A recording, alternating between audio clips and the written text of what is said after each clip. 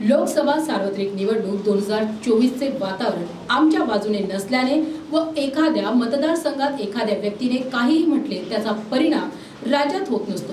राज्यात एकंदरीत झालेल्या बदलाचा फटका पार्टीला बसला असल्याचे स्पष्टीकरण जालना मतदारसंघाचे रावसाहेब दानवे यांनी माध्यमांद्वारे दिले आहे।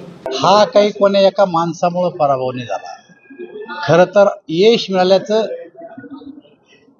आपल्या बाजूने कोणी घ्यायचा प्रयत्न करत असतो, अपयशाचं धनी कोणीच नसतं। पण काही लोकांना जर अपयशामध्ये आनंद वाटत असेल तर तो त्यांचा प्रश्न आहे। पण यामध्ये कोणी एका व्यक्तीमुळे पराभव झाला तर एकूणच राज्यामध्ये निवडणुकीचं वातावरण हे आमच्या बाजूचं नसल्यामुळं 22 वरून भारतीय जनता पार्टी केवळ 9 सीट आम्ही जिंकू शकली। आणि त्यामुळे एखाद्या मतदारसंघात एखाद्या माणसानं जर काही म्हणत असलं तर त्याचा परिणाम काही राज्यामध्ये होत नसतो। हा एकूणच राज्यात झालेला परिणाम आहे।